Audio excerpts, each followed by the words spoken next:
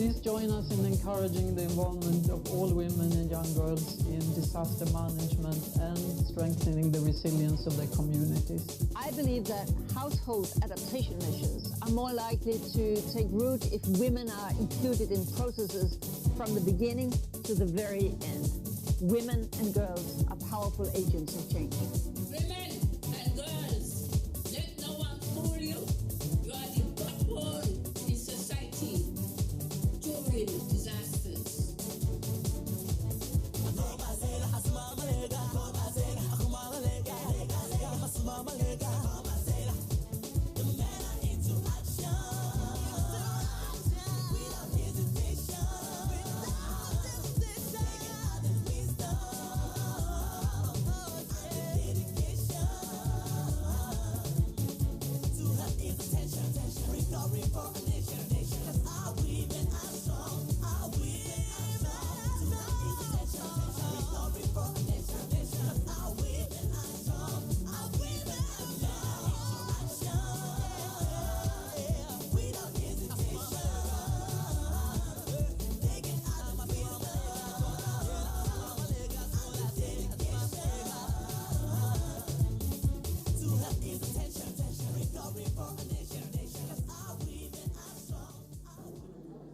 Okay, welcome everyone. Hope we can get started because we have a lot to do and, as usual, not enough time to do it. So my name is Kathleen Crivero, and I'd like to welcome you to this session on women making a difference. As you, I think, saw from the program, the session has 3 objectives. The first is to explore why gender considerations are often lacking in disaster risk reduction. The second is to consider successful strategies to change that situation and the results of these strategies. And the third is to identify ways to put women and gender considerations at the center of the HFA2 and the consultations now going underway. So now the format is as follows. We will have our 3 main speakers who will each speak from 7 to 10 minutes. After each speaker, I'll take 1 or 2 clarifying questions. Okay, just if there's something that was not understood about what the speaker said. After the 3 speakers, we will have 3 respondents who will make 1 or 2 points based on what they heard the speaker say. After that, we will open up for a more general discussion. Okay, so if everyone understands that after each speaker, we'll only have 1 or 2 questions, if there are any, clarifying questions before we move on to the next speaker. That's not to say there won't be discussion. We just feel it would be a better, more holistic discussion to have it at the end rather than in between, so everyone gets the full benefit of all three speakers. I'll just make a couple introductory remarks. The first is, as you've read in several places preparing for this conference, I'm sure, that 200 million people are affected by disasters a year, approximately. Of these, we can assume that 100 million are women and girls. It's fairly obvious that nations and communities that only draw on the strength, resilience, and solutions of half their populations are doomed to failure. And what we need to be looking at is how we can make sure that everyone in a community and every citizen of a nation has the full opportunity to contribute to the resilience and to measures for disaster risk reduction. The theme of the 2012 International Day of Disaster Risk Reduction was Women, the Invisible Force of Resilience. But I think as well in sessions of this conference in the background, we can see that women are not actually invisible. We just choose not to see them. And perhaps what we need to be working at is for women to have the choice to be as visible as they'd like to be.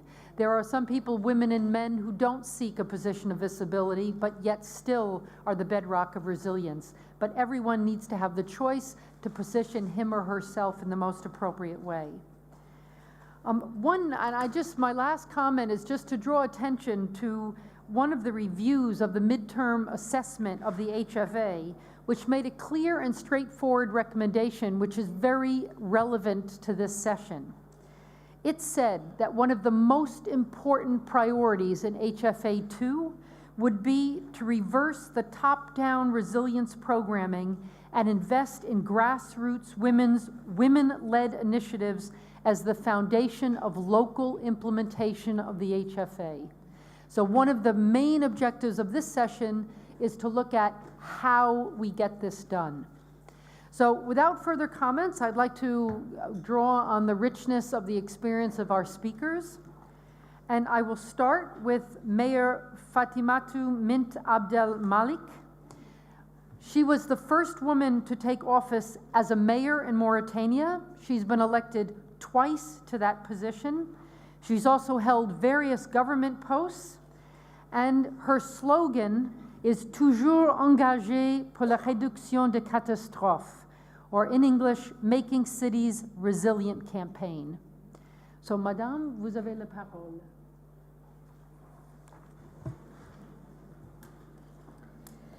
Merci, Madame la Présidente. Thank you very much. I'm so committed to disaster risk reduction that I dress in the campaign colours. As our chair said, I was elected in 2001. I'm the only woman mayor in Mauritania. Our country is an enormous country, 1 million square kilometres in area, and there are just about 3 million people living there. And with repeated drought over the years, this has created difficult living conditions for our people, and particularly for women. My approach is to work mainly with women. I've set up district women's committee. I've appointed women as awareness ambassadors for cleanup and reforestation campaigns, and for the general improvement in the population's living standards. Now, I'm not going to go into any details on the situation of women in Mauritania as a general issue, but I do have a PowerPoint which I will then back up with a 5-minute video which will talk in particular about Mauritanian women. Now, the PowerPoint presentation.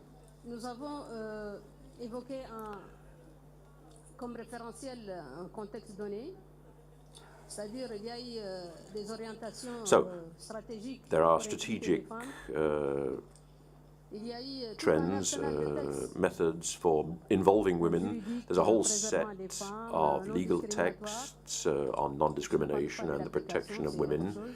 I won't go into the details of how those texts are applied, that's a totally different matter. But there's also an increasing mobilization of the international community for women's issues. But in the meantime, there have been so many new challenges since the MDGs were adopted, particularly the increasing levels of inequality and the increasing recurrence of natural disasters and urban sprawl.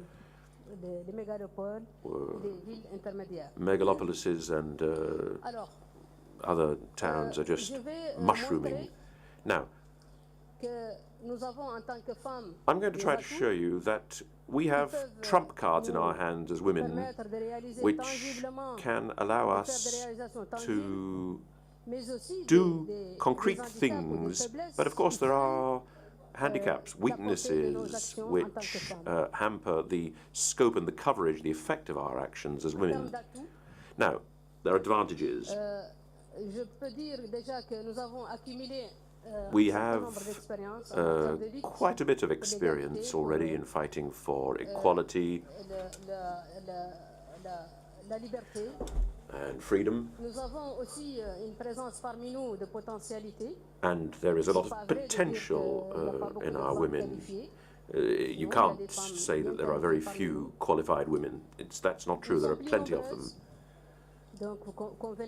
There are more women than men, 50 to 52%. But we have a longer life expectancy than men as well.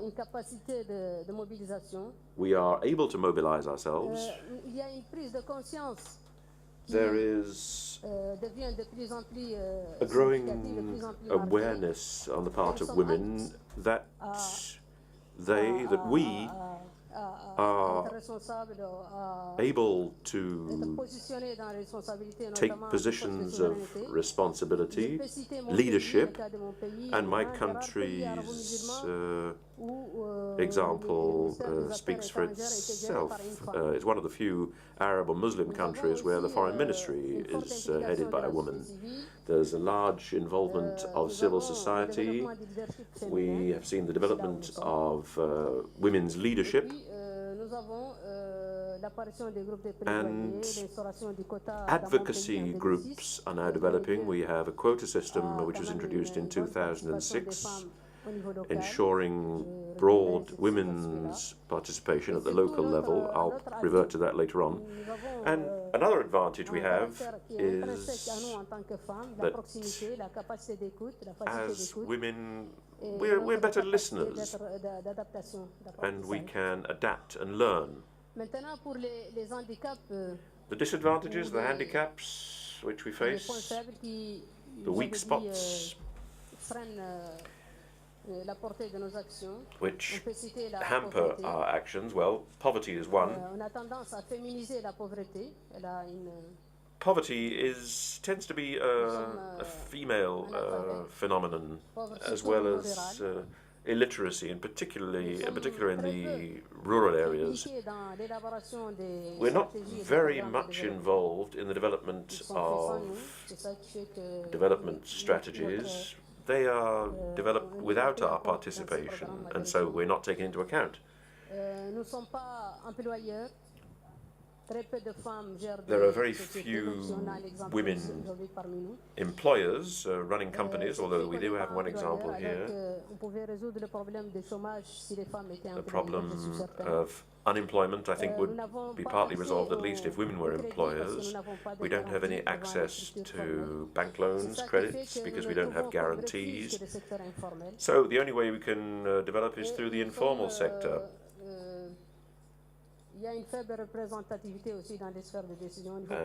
there's not much representation in political and administrative decision-making circles. And, by the way, in my country, we have a 30% representation at local level in local councils, 20% in the administration, but not very many of us in the administration.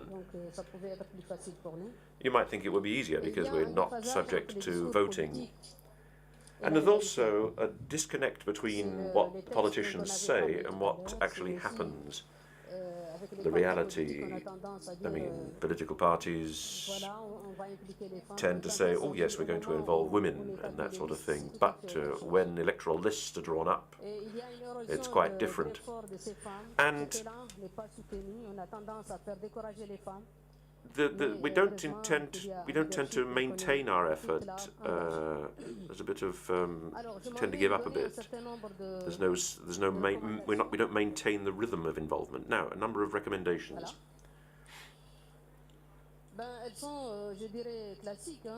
It's the usual thing.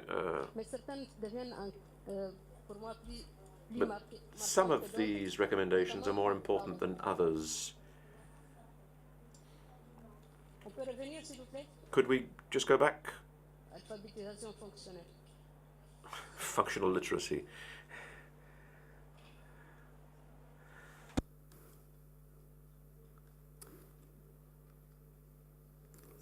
Okay. Here we are.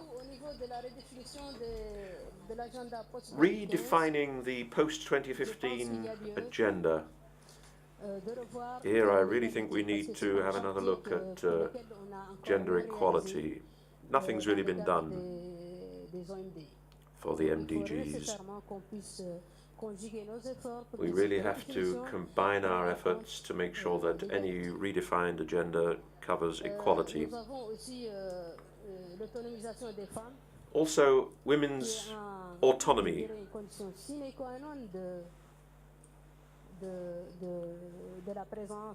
It's absolutely essential if you're going to ensure that women can take positions and make contributions. They have to be economically and socially autonomous, independent.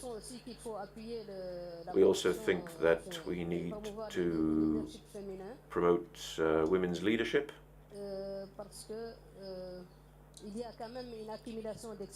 Because there's a whole set of experiences which we can draw benefit from. We need to protect acquired rights through the law, and we have to make sure that the law is applied.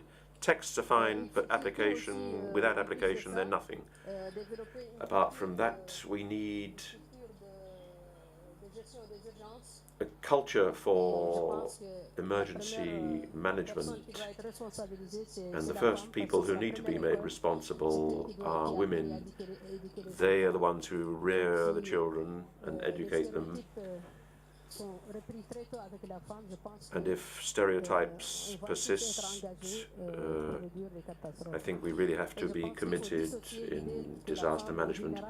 And we have to get rid of this idea that women are vulnerable in the face of disasters.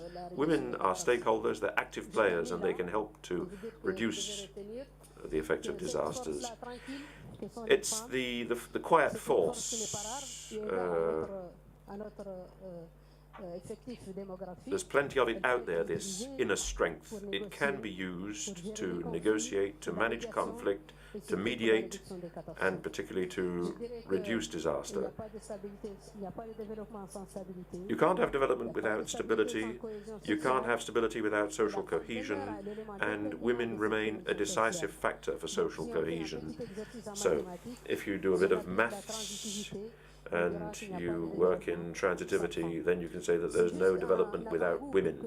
Now that's just a foretaste to feed the debate. I'm here to talk with you, and now maybe we can see the video which talks about Mauritanian women.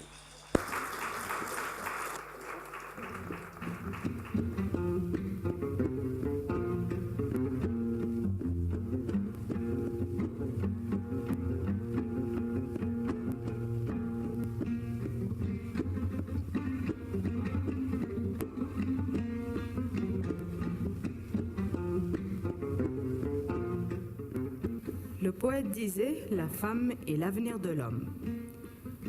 Voici une assertion qui mérite à y réfléchir.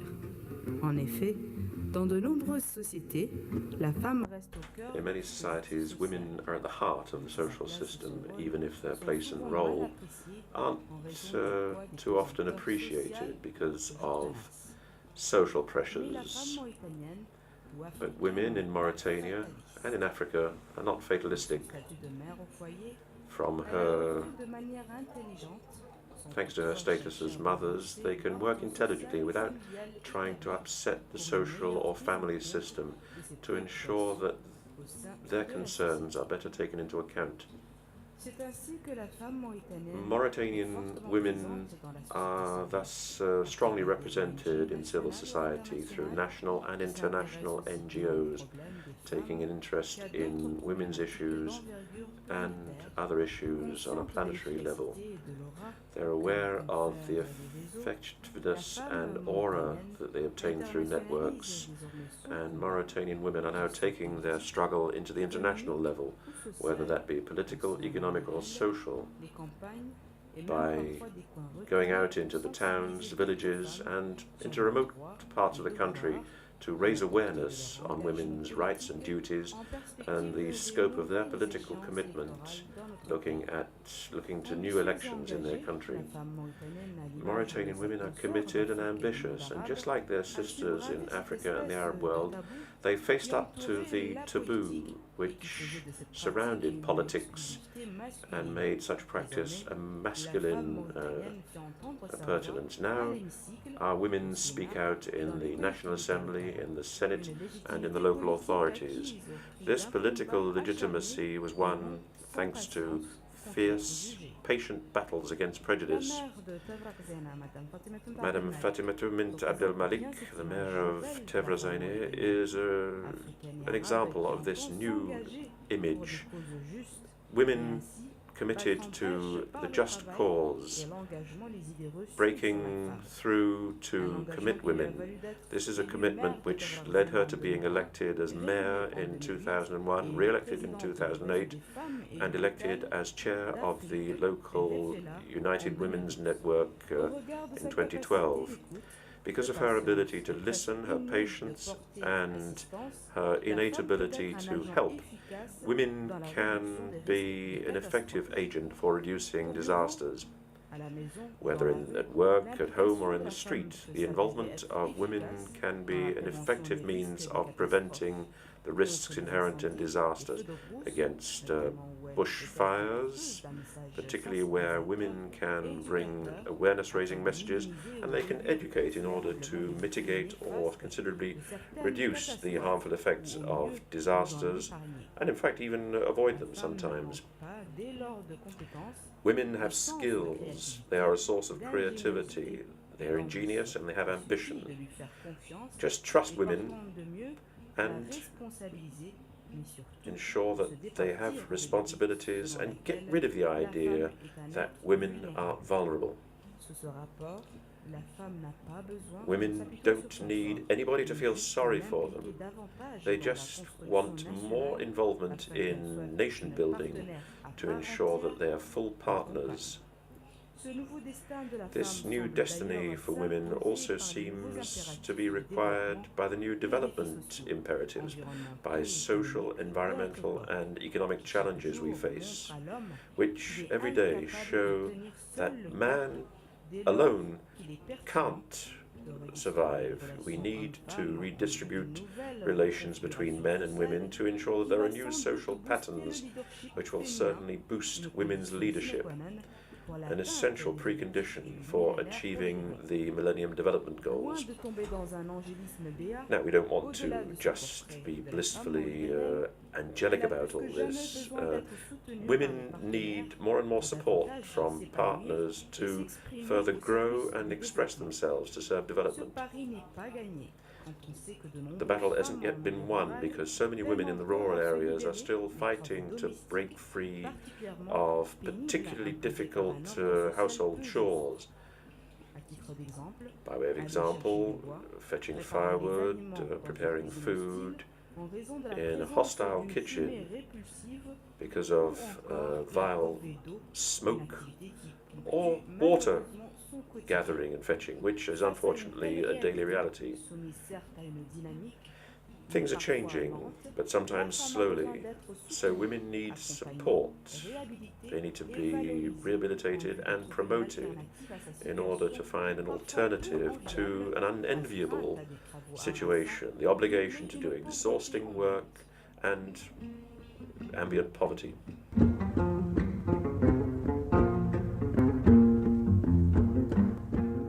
Okay, thank you very much. I think given the time of the video, I think we'll move on to our next speaker, and I'd like to introduce to you Ms. Violet Shavutse. She describes herself as a volunteer community health worker in the Shibuya sub-region of the Shialu constituency in Kakamega district in Kenya. But I want to describe her to you as a women's rights activist. She's worked her entire professional life to ensure that women have the right to health, the right to land and inheritance, the right to education, and the right to food security, and the right to a position within their communities. She's the leader of two initiatives which I think are very relevant to this session. The first is Grassroots Women Lead Food Security Households in the Face of Rising Food Prices and Changing Climate. And the second was an action research project entitled Engendering Bottom-Up Justice Reform, Grassroots Women's Tools for Securing Access to Justice. So to talk to us about the role and the potential of grassroots women's organizations, Violet, you have the floor. Yeah. Okay. Thank you so much for the introduction. I am sharing how grassroots women are building resilient communities in the western region of Kenya, in Kakamega County. What's this? Okay, that is the background. Western Kenya is an agricultural zone. That is what it has been known for. Most households rely on farming for their livelihood and food, especially the grassroots women. This region is a region that was also hit with HIV/AIDS, and grassroots women also assumed the responsibility of caring for families affected with HIV, and that is the genesis of our organization, Shibuya Community Health Workers, as the name says. So food and nutrition was critical in the lives of grassroots women. In the year 2003 and to 2005, we started realizing a big shift in the climate pattern. This is an area that we know the timing of our planting is March, but now we could have like drought, which goes up to like June, July, or we could have rainfall in the beginning of January before we prepare our land. So it was a real shift. There was longer drought season and rains came, and when they came, they were heavy that we could not, they could not help us in our farming. Crops were destroyed by drought or sometimes by floods. Grassroots women conducted a mapping process to assess households' vulnerabilities and get ideas on alternative solutions. We went house to house, talking to the women, talking to the elderly women to understand if this pattern shifted anytime, what they used, what were the indigenous farming methods, and the impact of this, how many meals people are getting in household per day, and what it has been initially. Then, with this mapping, it led us to action. We organized ourselves in collective farming groups and piloted drought-resistant crops. We had identified through the mapping process that there were some crops that would actually be planted when there is rainfall, but they could go longer during the drought season, or they could be planted through some kind of irrigative agriculture, or in where we are washing utensils using the water. We established community demonstration plots and learning centers for community members, we first established 3 first demonstration plots where we were teaching people on the farming, on the drought-resistant crops, and actually helping them to shift from maize, which is our staple food, and understand that there are other foods that can actually take us through drought or can grow during drought season. As women, we organized dialogues with, we also did water harvesting during rainfall, because we realized during the time when we have rainfall, we leave all this water to go to waste and we don't preserve it for the drought season. So we harvested water, we did, we collected water even in schools and in homes, on the roofs, and we also dug dams where water could go, put polythene paper, just simple way of harvesting water without using a lot of resources. We organized dialogues with the local government institution to share the practices and challenges. There had been a gap because usually when grassroots women are the ones asked to attend government meetings, but then it's not easy for government to attend grassroots women meetings. But because of this survey that we had done, the mapping, and we had shared the findings, it helped us to now start inviting them to come and listen to us and hold dialogues and showcase what would be working. 6 of the women groups were able to access government resources from this funding to promote these initiatives that we're doing. We have a program in Kenya called Stop Hunger, which is Njaa Marufuku in Swahili, which we were able to access funding to do these initiatives that we were doing on a larger scale and actually demonstrate how we can work on drought-resistant crops. The groups were able to access other monies like poverty eradication, and through these dialogues, we were also able to access technical support. In Kenya, mostly technical support like from agriculture extension officers is demand-driven. Unless people call for the extension officer, because there are not very many, it is hard for them to reach us, and they cannot go house to house.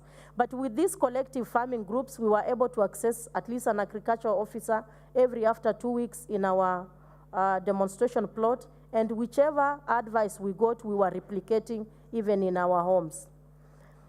And from this, 12 grassroots women have been elected to various decision-making committees like agricultural committees, poverty eradication committees, district development committees, where I also sit because of these dialogues and because of these initiatives.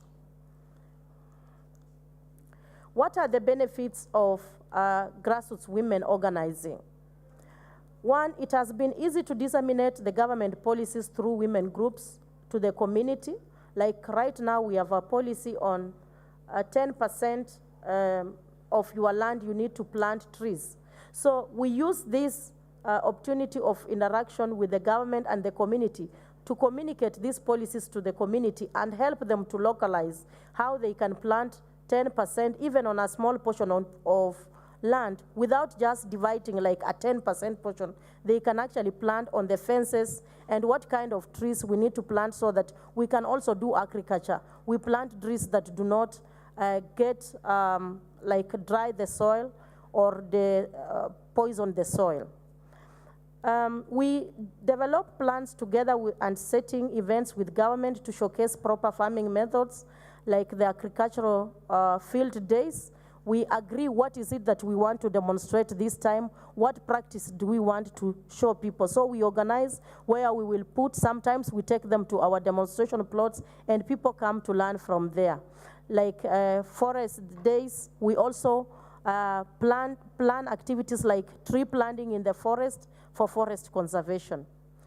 This has helped us to create a network of communities and local leaders in environment and agriculture, which has never existed. For the first time, community leaders, grassroots women, and other community people, actually we can now sit together and we have a network that enables us to work with many groups and not just one group. We reach out to other groups that are doing agriculture and the government, local leaders.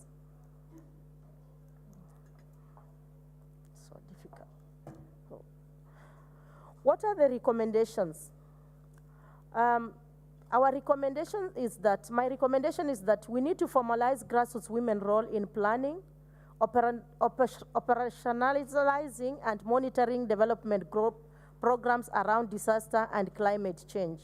We need to operationalize them so that they are actually institutionalized in a way that their grassroots women are recognized as change makers in climate change. We need to develop capacity building programs that draw upon knowledge and expertise of grassroots women organizations and nurture innovations and grassroots-led transfers of innovations within and across countries. Grassroots women are good at learning from each other.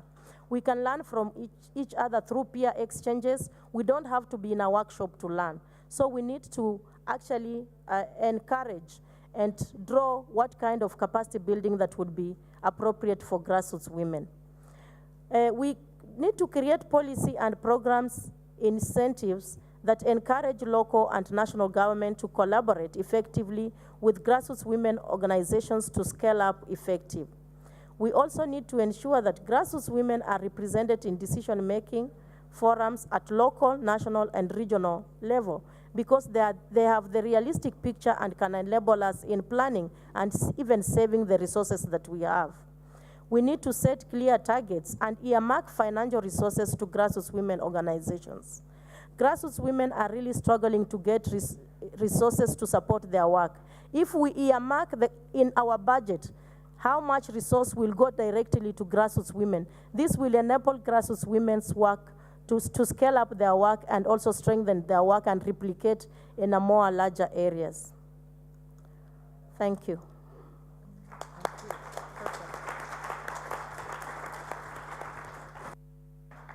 Thank you, Violet. Keeping to perfect time. Are there any specific questions on what Violet said? Not some overarching question about the participation of grassroots women's organizations, because we'll get to that a little later, but a specific question for Violet before we go on? We have 1, 2. That's what I can take. Okay, do we have a, yes?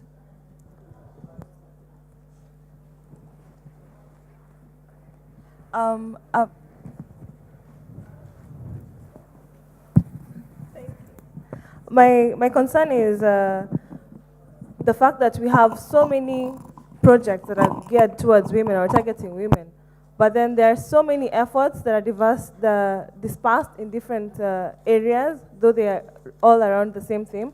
And I would want to ask Violet if she's ever thought of maybe making a consortium or coming together with other NGOs or CBOs that work in the same area and probably work towards certain common goals.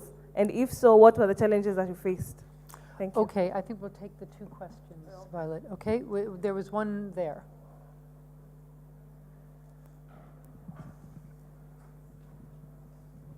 Yeah, just a very quick one. I was wondering where the funding and support for grassroots women itself comes from, whether you were supported by international NGOs or Kenyan government, or whether you raised money yourself.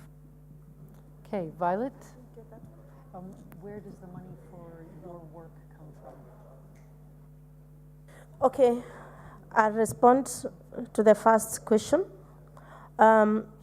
which will automatically kind of answer the second question. As grassroots women organizations, self-help groups and community-based organizations, in Kenya, we have a national movement of grassroots women organization called Roots Kenya. So at the national level, we are able to interact and share practices. We have been doing exchanges. At the international level, we are members of the Wairu Commission and Roots International, which also enables us, even the community resilient work in my community, I put a lot of emphasis after attending an exchange in Philippines and saw what the women in Philippines were doing. So that is how we network. And also, Wairu Commission was able to get the Community Resilience Fund to establish a Community Resilience Fund. And one cause for this money was to link groups that are working together on resilience building their community resilience, groups of grassroots women.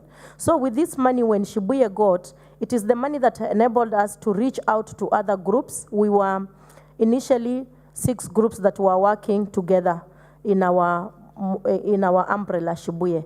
But we were able to reach out to 3 other districts and connect with groups. Now we are 19 groups of women, those that are working on forest conservation, those that are working on food security, drought-resistant farming, and generally women farmers groups. So we really promote learning and we promote movement building, because you cannot organize and influence the government when you are just one individual group. You must be a bigger group so that you are able to change how policies are working and you are able to actually get the will, because numbers speak so much. That's on how we get our funding. Shibuye has gotten money from the Community Resilience Fund, from Wairu Commission. Most of the work we do is not actually driven by money. It's actually, we share seeds among ourselves. The work we do is actually, somehow a lot of work is actually community driven. But for resources to support organizing, we have been able to get money from Community Resilience Fund. We also got funding from Global Fund for Women after they learned of our initiative to support women agricultural initiatives.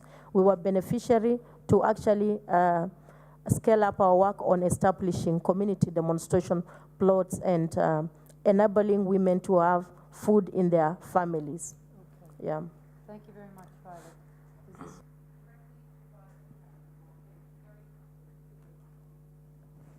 Merci.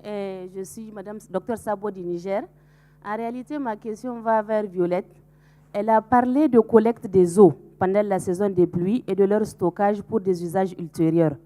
Donc, j'aimerais savoir quels sont les moyens dont elle dispose pour la collecte et les mécanismes, les méthodes utilisées pour la collecte, les moyens et les mécanismes qui ont été mis en place pour leur permettre d'acquérir ces matériels de stockage, si toutefois l'eau a été stockée dans des bidons, par exemple. Donc, une autre question au niveau de Fatimatou. Vraiment, je suis bien édifiée par son exposé, parce que nous avons pratiquement les mêmes réalités socio-culturelles. Donc, je voudrais vraiment qu'on partage leur expérience. Elle nous a dit dans son exposé qu'elles ont pu quand même contourner certaines réalités sociales et plaider en faveur de la femme mauritanienne. Donc, c'est pour cela que je voudrais vraiment qu'elle nous éclaire un tout petit peu mieux sur les démarches qu'elles ont à faire. Je vous remercie. Okay, thank you very much. I think we'll note that question and we'll come back to it in the discussion. Okay, we're going to move now to our third speaker. This is Mr. Munir Chowdhury, who's the Joint Secretary of the Ministry of Disaster Management and Relief of the Government of the People's Republic of Bangladesh. Mr. Chowdhury has held a number of positions in the Bangladeshi government. He has a master's in business administration. He has significant long experience in dealing with disaster management issues, particularly safety net programs, relief and rehabilitation, and emergency response management. And at the moment, he's particularly responsible for policy analysis and the review and execution of regulatory reforms. And Mr. Chowdhury will speak to us a bit on how a national government can respond to these issues. Madam Moderator, fellow speakers, and panels, ladies and gentlemen, I feel very much privileged to speak in front of you in this auspicious gathering. In one hand, people and nation of Bangladesh have been in profound sorrow to have our daughters, sisters, and mothers perished by hundreds in one of the most devastating urban disasters recently. In the other hand, we have a peculiar context, cultural, social and religious characteristic of Bangladesh, making it very challenging for women to make significant dent in building genuine resilience. I am not going to present any PowerPoint presentation, just I will try to discuss. My discussion will be in 3 segments. First of all, I would like to explain what government of Bangladesh did within a couple of years for addressing the gender mainstreaming related with disaster risk reduction. And second part, I will try to find out what are the challenges, what are the constraints we are facing that we are not properly addressing the DRR with gender streaming. And thirdly, I would like to identify some strategies which it can be incorporated in our post 2015 related with the gender DRR. So you know that Bangladesh, it is one of the most populous and densely populated countries, and one of the topmost exposed to natural disaster. We have a cyclone, we have a flood, we have a storm surges, and as well as the frequency of urban disaster like shaking. Shaking is increasing. So it is a combination of both the rural and urban disaster there is a devastating effect always. In Bangladesh, we inherit customs and habits that render a great deal of respect and protection of women and girls. They are typically located at the inner sanctum of our homes. They provide care, maintenance, and sustenance to our lives in terms of access of water, food, shelter, childcare, animal rearing, and crop treatments. The homeborn characteristic of Bangladesh women, however, renders them to be subjected most of the adverse effect of natural disaster and climate changes. We have a climate change and disaster and poverty, there is an interface. Frequently hit by different kind of disaster makes people vulnerable. They lost their asset, they lost their livelihood, especially the women. So our women and girls, their homes to last minute defend whenever any big disaster come, and they kept themselves till the last minute of the disaster and belonging to ensure survival of their families after the disaster. This is the reality. They are being the last one leaving the house in the face of disaster, result in high number of casualties, in absolute number in gender proportion. We have one statistic in 1970. We had a big cyclone, it's called Gorky. We have lost almost 300,000 people. 91% are women. Can you believe it? We are changing. We have a paradigm shift in 1991 from response and relief oriented to the comprehensive disaster risk reduction culture. So we are able to reduce a lot of changes in our policy guideline as well. Madam Moderator, fellow speaker and panels, ladies and gentlemen, over time, we found a paradigm that places our women at the periphery of development to be attainable. We found it necessary to take bold strategies and fundamental measures to provide stronger footing to women and girls. We incorporated gender in our key development policies and plans. We came up with a National Women Development Policy 2011. We practiced gender budgeting as well.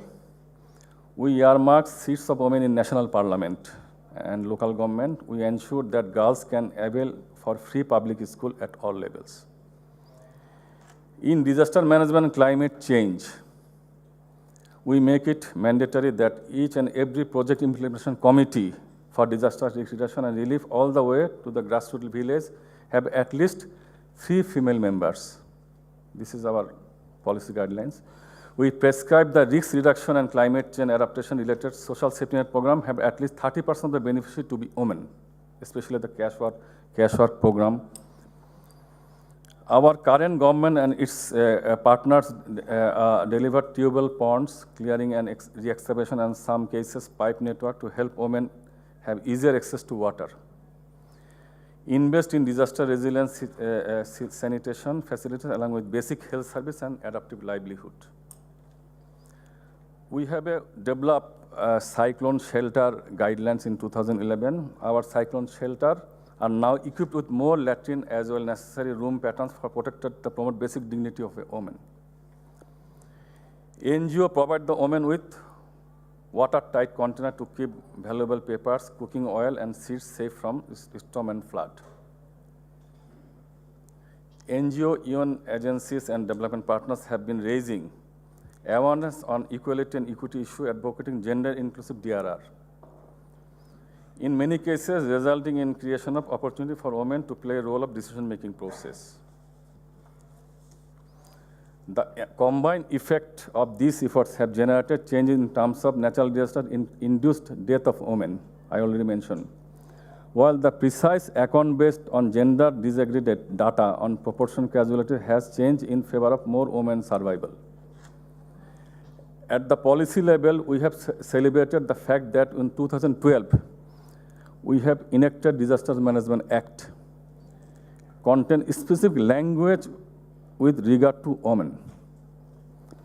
Our policy paper on disaster risk reduction and climate change also gradually do away the categorization women to be among vulnerable group. We are also pleased to note that diligent effort in the income generating schemes, such as homestead gardening, animal rearing, handicrafts enterprise has shown sign of women having more option in the home economics. So these are the more or less, I have mentioned that we have we did a lot of things. We have one program called CDMP. In CDMP, we have planning to develop urban volunteers. Already we have developed 18,000 volunteers, but out of that, 6,500 new volunteers are women. In HFA Priority 4, that is the reduce the underlying risks and factor, we have kept some cash work program, especially for the women.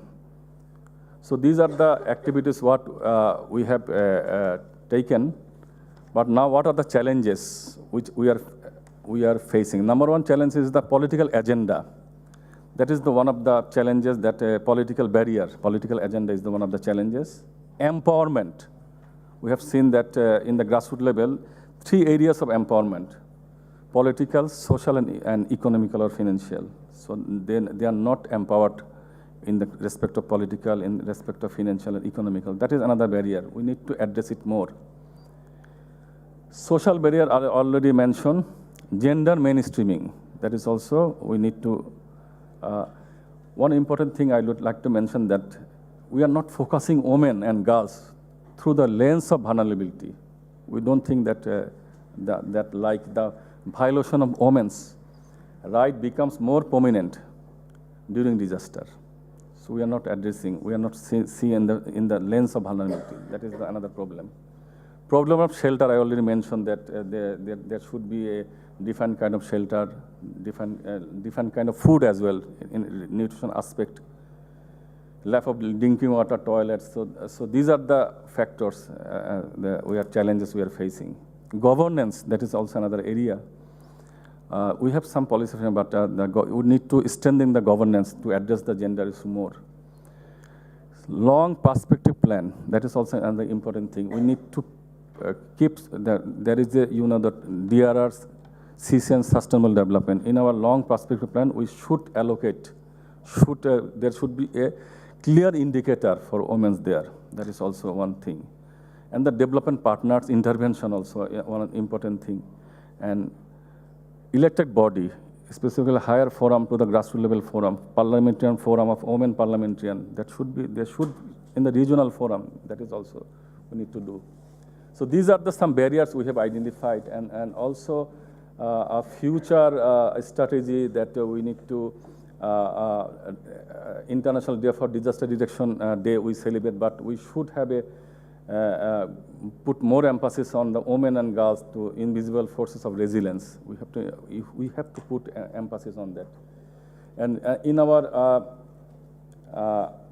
I already mentioned that we can keep the perspective plan, especially the long-term plan. We should keep a specific focus on the women and gender issue.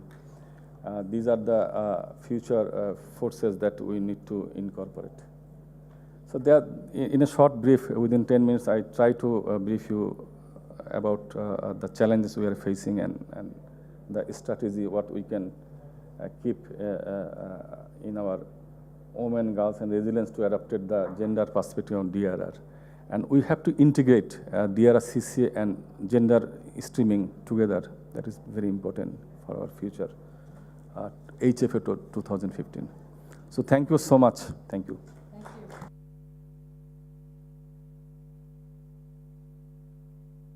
Okay, as promised, we can take one or two very specific questions to Mr. Chowdhury. I have one. Okay, we're going with one.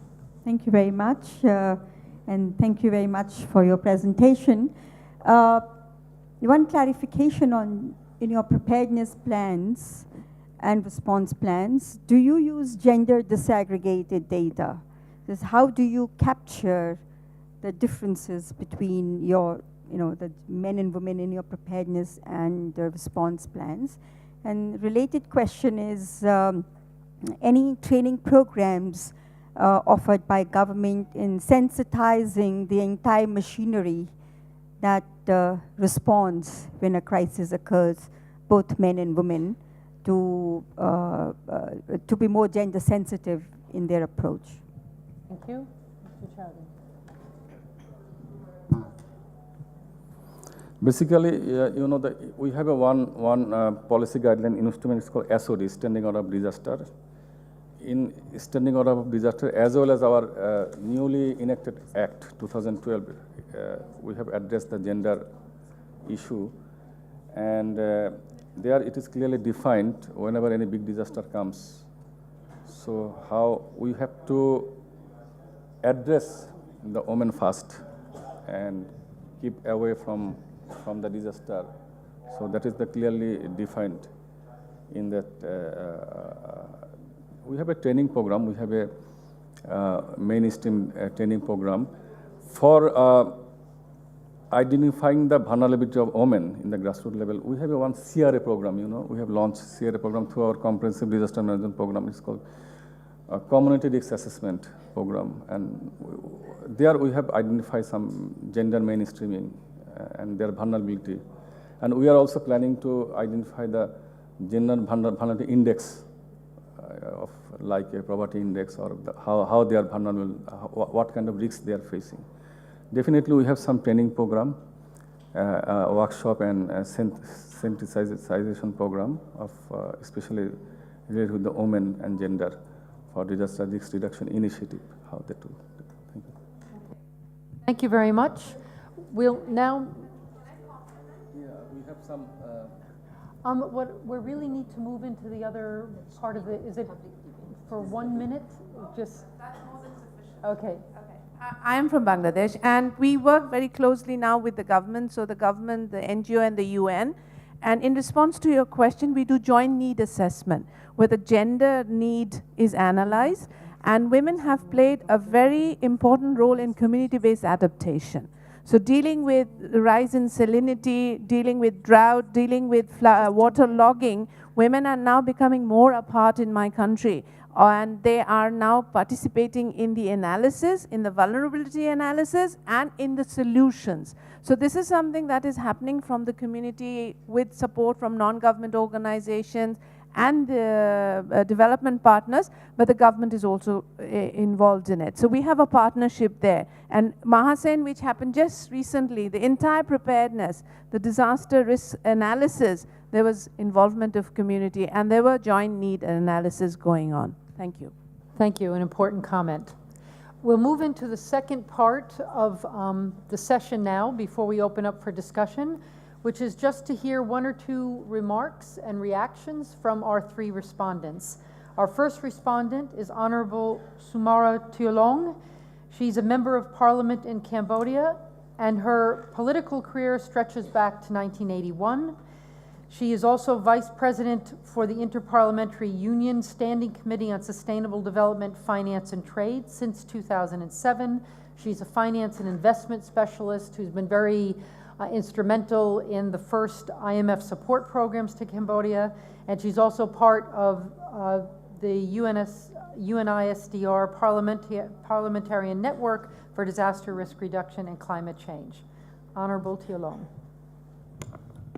Thank you, Catherine. Good afternoon, everybody, especially my sisters, and congratulations to the few male participants who dared come to this session. Thank you to the Joint Secretary, Chowdhury, for being the minority for once. You know what it is to be in the minority?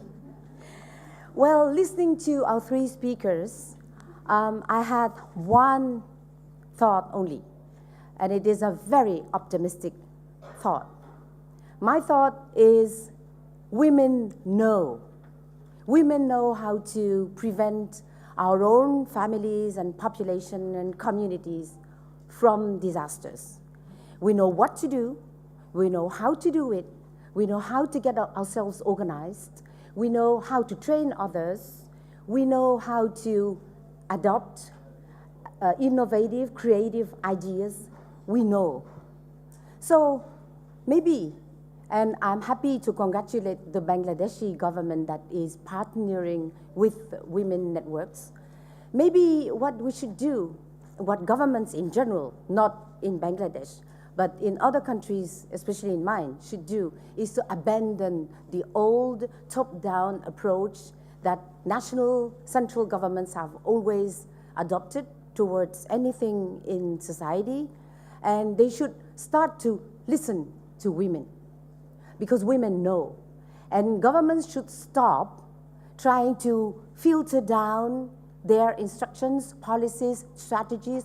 They should first start by listening to the down grassroots networks of, especially of women, and let this information filter up to their own spheres of decision makers. Maybe this would improve the fight against disasters and help prevent natural hazards such as recurring year after year monsoon rains, for instance, from becoming disasters. So then I'm going back to the title that Catherine, Madam Chair, mentioned about women being invisible. And I wonder whether it is because men want so much to be so visible that it inhibits their capabilities. They become shy. They want to say only things that are politically correct. They do not want to incur the risk of failure, so they are risk adverse. They don't want to try innovative ideas. I'll tell you what, my sisters and brothers, because we need also men in this fight. I'll tell you what, I love being a woman who sometimes is totally invisible, because then I don't care. My colleagues say, no, no, no, I'm not. My male colleagues say, no, I'm not going to do this or try that. What if I fail? It would be the end of their political career. I don't care. I am invisible. I am just a woman, and I'm going to try. And even if I fail, what does it matter? I have tried. But you know what? Most of the time, I succeed, because nothing is better than innovation, as my two female speakers before have shown. Thank you.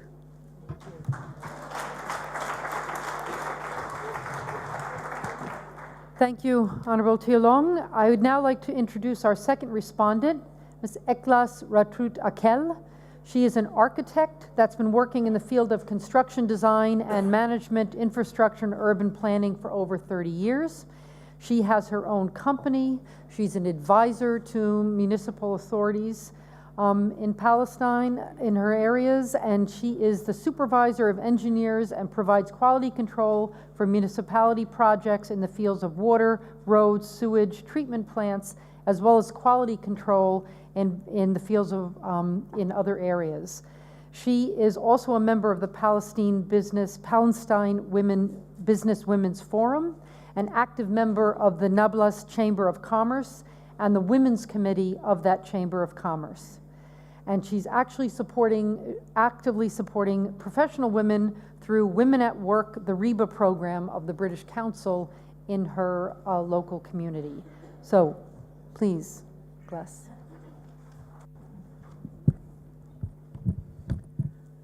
Thank you very much, Karen. It's a great pleasure for me to have this opportunity to come from Palestine. Palestine is the only state under occupation, as you all know, in the world. I want to ask Mayor Fatimati. She said that she creates jobs for several women. I want to ask her, did she face problems, and did the council say no for having these women with her? And are they only numbers, or are they efficient in good in places for decision making?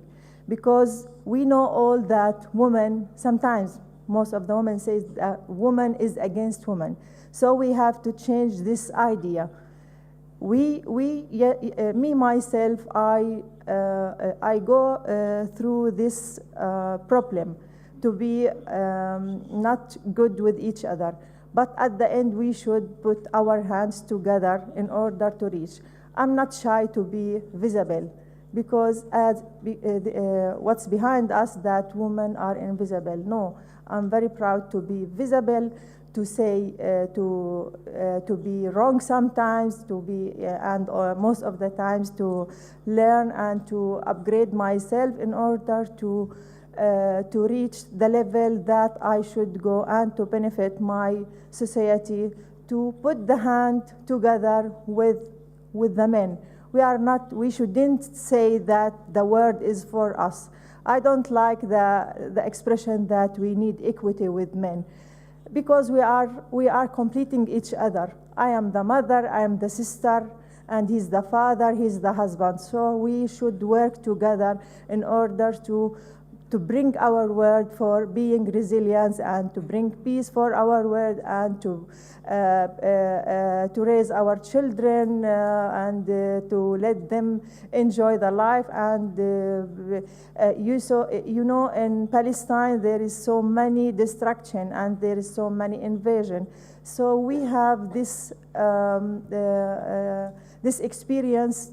In 2002, there was an invasion for most of the cities in Palestine. When we go together, men, women, engineers, doctors, everything, we go down. We think that there is a big earthquake in the old city of Nablus. We put our hands together in order to make assessment, to rebuild, to re-clean, and to do everything. I hope we have more enough time, maybe later on, to give you situations how we put our hands together in order to reach what we want. Also, I want to ask Mrs. Violet about the woman. How did she convince the women to work efficiently with each other? Because she's making she is one of the Grassroots founder. How did she convince these women to work efficiently with each other and to combine to reach the level that she is now? And the last comment from me is for Mr. Shingley. Mr. Shingley, you said so many beautiful things about, and you make it like I don't know. It's very. You give us that you are very good in supporting women in your country. I want to ask you, what did you especially did for women to be active and to be real, not to be just supporting them from floods and so on? What did you do to bring them to be in the level of decision maker? Thank you. Thank you.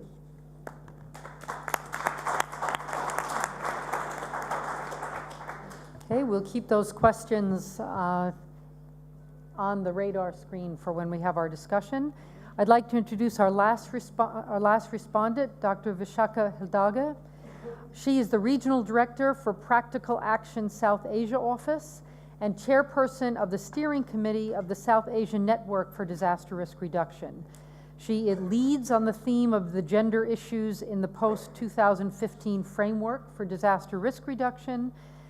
She's contributed to the declaration of the 5th Asia Ministerial Conference on Disaster Risk Reduction held late last year, and is a member of the advisory group on the Global Network for Disaster Risk Reduction.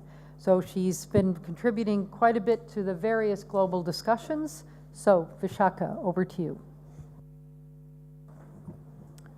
Thank you. And also, first of all, I'm very honored to be here and to participate in this discussion. And after listening to the three very interesting presentation, I will pick few things that struck me, and also very much complementing what we have identified in the in our research in vulnerability issues in Asia Pacific region. I think people are highlighting invisibility and the fact that people are women are engaged in doing so much but invisible. I think this echo the findings within the Asia Pacific region, and therefore there is a need, although like particularly Bangladesh was talking about setting policies, setting processes in place by it was talking about practices such as gender sensitive budgeting. I mean, I think it's very interesting. I think maybe a little bit more about how that is practiced would be very useful to this audience. And also he was talking about setting targets and measurable indicators. So these are the things that really need to fall into places in many countries and practice. But what we found, like many people said, also is there is a big difference between the policy and practice. We have wonderful policies, and the policies have managed to create some awareness amongst the decision makers. Politically, commitments are made, but when it comes to practice, there is a lot of hesitancy. There are only isolated good examples. There aren't widespread practice. So that is one of the very clear outcome that came from our findings, which are kind of echoed. Despite the wonderful stories we heard, women also said that there is a struggle to take it forward, to scale it up, bring it up. So that is that is something that we need to think about, going forward. And then also I think there was a question also asked. I don't know whether the proper answer was given. Bangladesh mentioned that gender segregated data, which is very, very useful thing to think in terms of understanding where we stand. Said Bangladesh is practicing it. I think it would be also good to elaborate it a little further so that other people know. I think what we found out in Asia Pacific is that there isn't adequate practice, and even when there is gender segregated data is collected, they are not being properly used and analyzed to understand and do something about what is happening. Obviously, the disparity and the inequality is highlighted only when you use the data, not just you may have the data, but if you don't use it, then there is an issue. So for that, I will stop with that the few initial comments.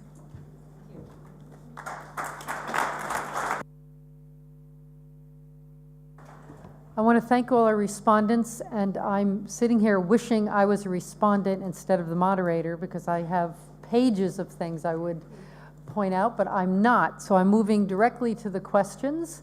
I just ask everyone, we only have a short time, so please keep your questions short and to the point. We'll take about 5 and then get answers, and then we'll have a second round. So we have one back there, 1, 2 back there. Do you see the man with his hand up there, and then a woman with a purple shirt behind? Okay. Joel from Tier Fund. Joel from Tier Fund.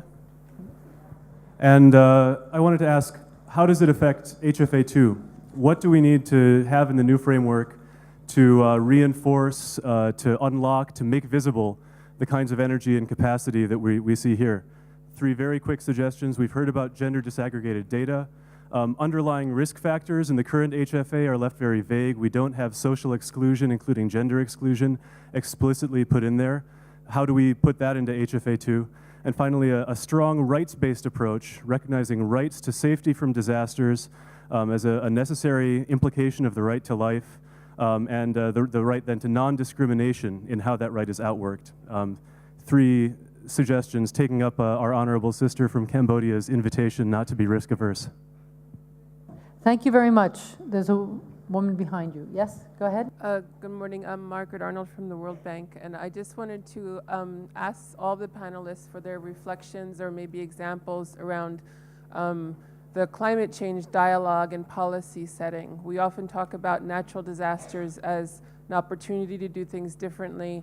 I would pose that climate change, we're facing the mother of all predictable, slow onset disasters, and therefore the mother of all opportunities to do development differently. And I'd like to just hear about experiences in trying to promote women. We have lots of evidence around women developing more effective adaptation strategies, particularly in response to more extreme events. And I'd like to hear about experiences in that area.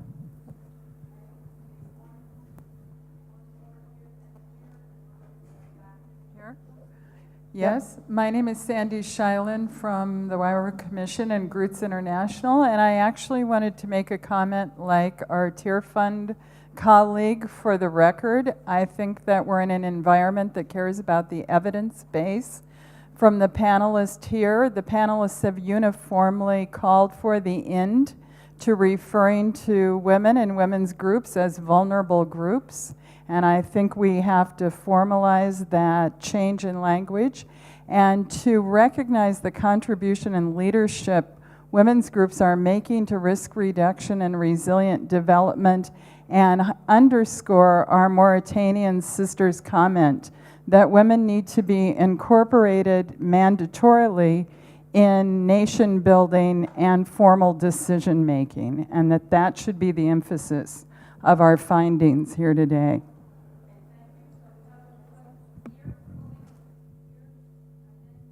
Back in the back there, please. Yes? Madam Chair, thank you, Madam Chairman. My name is Aiko Domoto. I'm from Japan, and I was very much moved by what is going on in Bangladesh.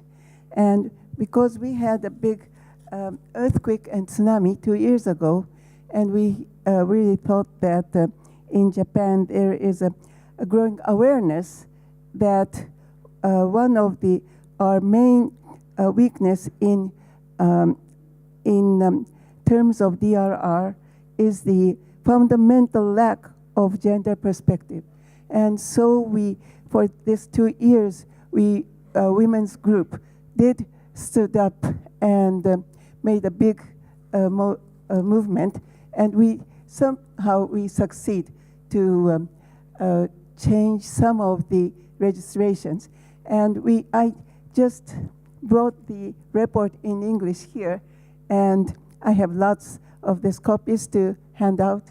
So I wish that if you can read it, I would be very glad. And I also want to learn more from Bangladesh that how we can really change our policy. Thank you so much. I'm Sarwar Bari from Pakistan. Have been working with the flood-prone communities since 1992 floods.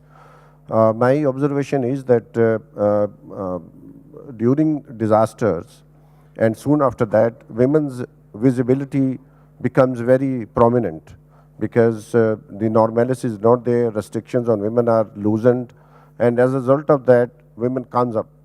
But what happens as the normalcy comes back, the women are sent back to homes, and that small time, short time is very important to basically intervene. And we did in 92, we built houses where husbands and wives got equal ownership of the houses which were built after the disaster. So I think making women visible is very important that if there is a disaster, that time should be fully utilized in order to make them visible in the normal times. Thank you.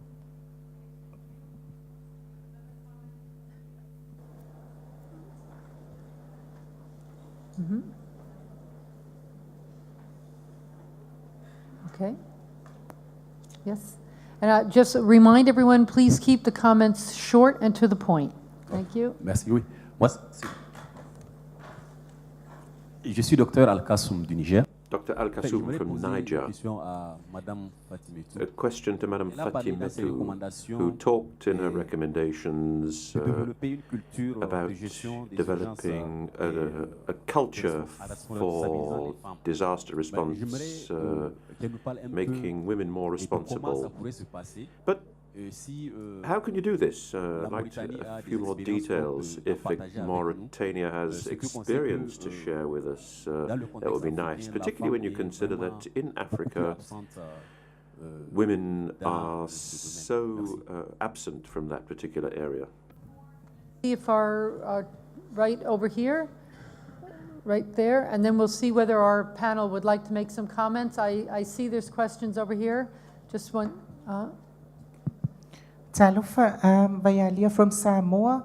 Samoa is in the Pacific, and I congratulate with all the speakers, and I would love to support the comment that just made.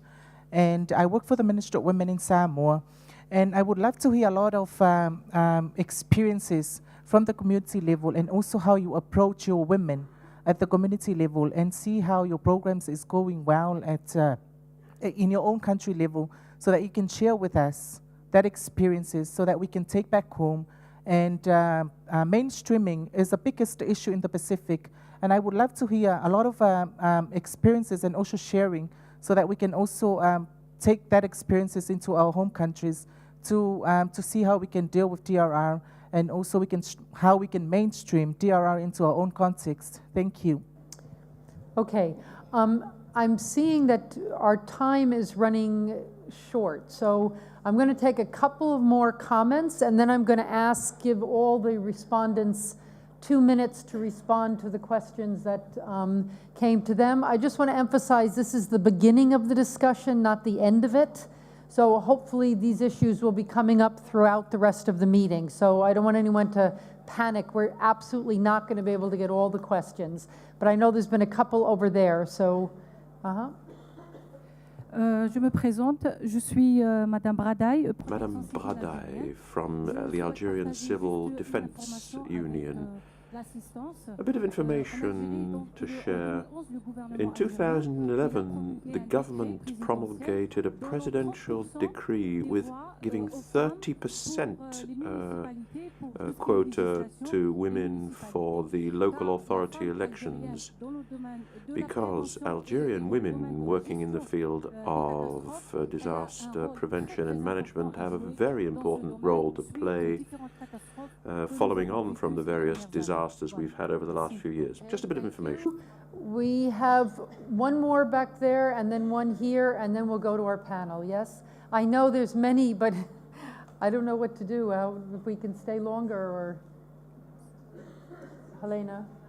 We only have, there's another meeting in this room, so we're just going to do the best we can. Yes, go ahead.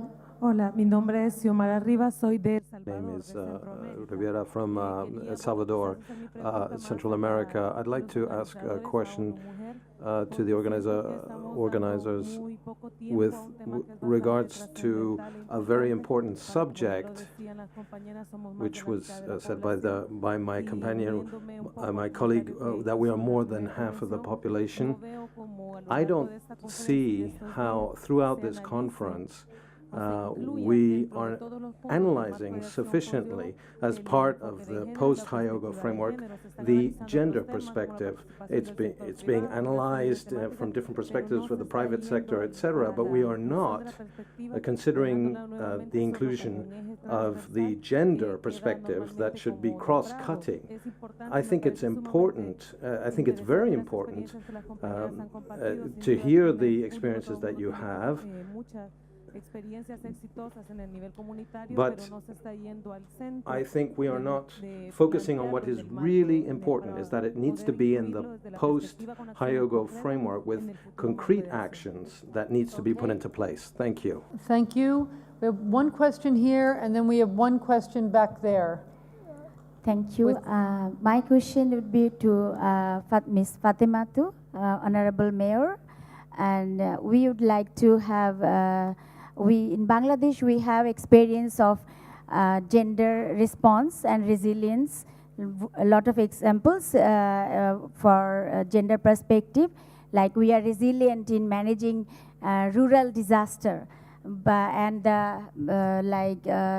what we call most natural disaster. But urban disaster, like we had recently in this month, there is a tragedy, building collapse. So what lesson we can learn from you, like or any of that urban disaster, how to respond to the gender and urban issues? Because there is Bangladesh is resilient, and we have a lot of examples, and we can share. I think our speaker will share that how we did mainstream, how we did gender budgeting, and how we did the political, economic, and social empowerment of rural women. There okay, thank you very much. We have one more question back there.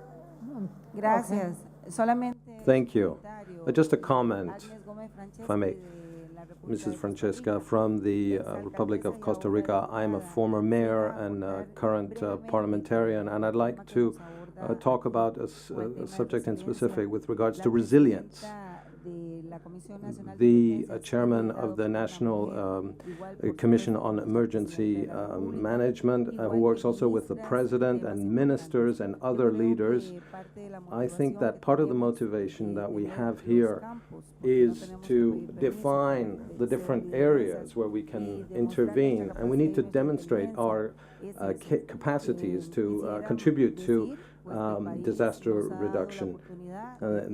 Our country has given us opportunities, and we need to demonstrate in all fields the possibility to us working as teams. My attention was drawn particularly to countries where women have to struggle to participate. But in Costa Rica, thanks to God, we have that empowerment. Thank you. Thank you very much. I think we've run out of time for discussion. I'm very sorry for those who couldn't raise their questions. I just want to go through the panel and get a few responses to the issues that were raised, and I hope they represented some of the other issues that would have come up. And I want to thank very much the people who made very concrete suggestions for moving forward. But why don't we start from where we ended? Vishaka, just if there are many of them were comments and not questions, but if there's 1 minute worth of things you'd like to say? Yeah, I think it's important to focus on what we would be including in the HFA2 in order to put this, pushing practice forward, because we seem to be having quite a widespread of policy initiatives, but putting the practice forward is a must, and there should be some concrete recommendation for that. Like somebody pointed out, using gender segregated data is maybe a start. Invisible, women are not only invisible in DRR, they are also large contributors. For example, in South Asia, they contribute to the economy more than 60%. They are the garment in formal and informal sector, but they are still invisible. So these numbers will show us the transformation where they need to be part of the decision-making process. So we need to start working on gender desegregated data and using them, and therefore there should be capacity. The planning people need to understand the value of this. So there is a whole heap of things that links to the post-HFA and beyond HFA. Recommendations should be made to the other framework development like the SDGs and the climate frameworks like somebody mentioned. So it's not just gender, pushing gender forward within DRR is a mandate that HFA should be taking on, but that can only happen if the rest of the spheres, equal amount of push happens. Otherwise, it will be a struggle for the disaster management focal points in national governments to do that. Thank you. Eklas.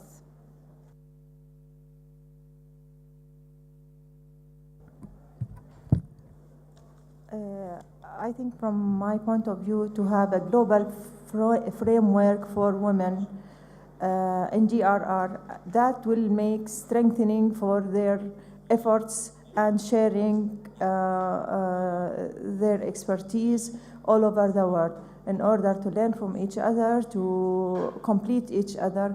So it might be in HFA2 that to have a global framework for women in DRR. Thank you very much. Sumara. I think that from this dialogue that we have had today, what comes out is that post-HFA, we should concentrate on concrete measures in order to give more space to women and get the voices of women, especially grassroots women, better heard.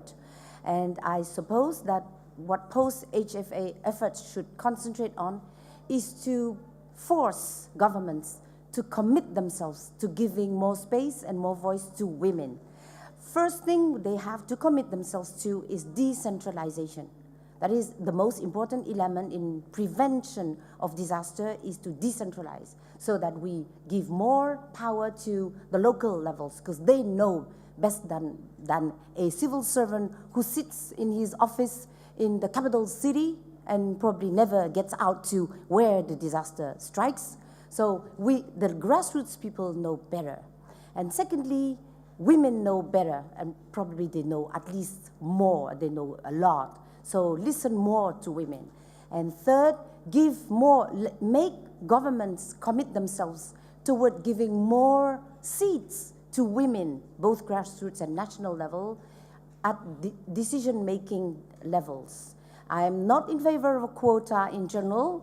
Merci, ma sœur d'Algérie, d'avoir mentionné le système de quotas pour les municipales dans votre pays. In general, I'm not in favor of quota for women, but specifically for DRR, disaster risk reduction, nobody is more in a better position than women, so I'm in favor of quota for DRR programs. So these are the concrete measures. Okay, thank you very much. Violet. I think what I can say is the way partnership has happened should change. Partnership has always been making grassroots women look vulnerable, and they don't seem to be contributing anything. They are helpless. There should be partnership that will involve grassroots women in planning and designing programs that are going to respond to disaster in their community.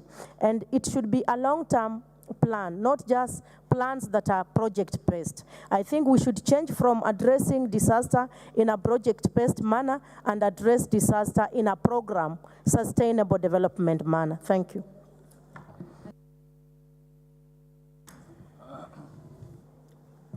I think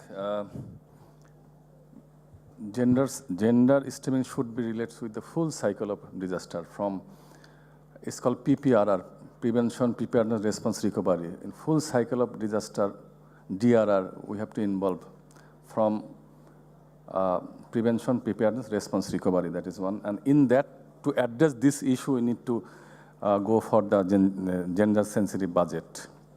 Because whenever any big disaster comes, after a big disaster, women need some special care, like malnutrition, nutritional food, or malnutrition, or water and sanitation and hygiene, or something like that. So you need to go for gender-sensitive budget. We have Bangladesh is making these changes recent time. We have started using gender disaggregated data recently, and we have a budgeting with 10 ministries. So I think this is one of the most important area. And beside this, we need to go develop some countermeasure act. This act sometimes give you some accountability. Maybe you have some guidelines, but if you converted these guidelines into act, that would give you more accountability, responsibility. So I think we should enact or develop or formulate some new act which relate to the especially focus on the gender. In our Disaster Management Act, especially focus on gender. So I think this is also another important area. Thank you. Okay, thank you. And Madame Malik. Merci. Thank you. I agree that the time allotted is hardly sufficient to deal with the essence of what women can do. So I would recommend that much more time be allocated to a real exchange of views in order to properly understand the issue. By the way, women in my country are fairly lucky as compared with our sisters in the sub-region.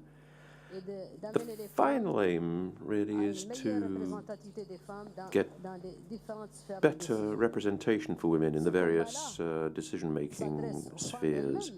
And this is something that women have to fight for themselves. Women aren't all aware of how important they are in development, which is why that they're not in positions of leadership. And once they get to positions of leadership, they're not always ready to help other women. Which is why society is sometimes unfair, because, I mean, you might say that Fatimatu has done well, but you won't necessarily see that as something to encourage other women. Women love finding solutions. They love helping. It's a part of their nature. So you have to get them involved at all levels, as we've heard. But what's important is in developing DRR and emergency response, because women know how to help, to educate, to go along and to get rid of stereotypes. They are the first contact point with men, and what they tell men will stay with them for a long time. So women have to be present at all stages of the process. On our own experience, in my own town, I could talk for all day long on my experience. But anyway, I was elected for the first time. I was the only woman mayor in Mauritania, so I had to make superhuman efforts because everybody was looking at me, and I had to be able to do something to help other women. Wasn't easy, far from it. But now there are 4 of us, and I hope that very soon we'll get to 50%. Might not, but that's what we're fighting for. And I think that we all agree that we need to try to work at that. Just one very important aspect in my town. There's a pilot project we're developing because we have a long 40 kilometers of beach, and we are under threat from the sea, and I am introducing a major project with a woman, for women, getting women to work. So, I mean, charity begins at home, and in my community we have parity in service management. I won't even attempt to summarize that, just to tell you that all the presentations, the films, everything will be on the website, including the studies referred to in the presentations. And I want to thank you very much for your participation and to all the panelists. Thank you very much.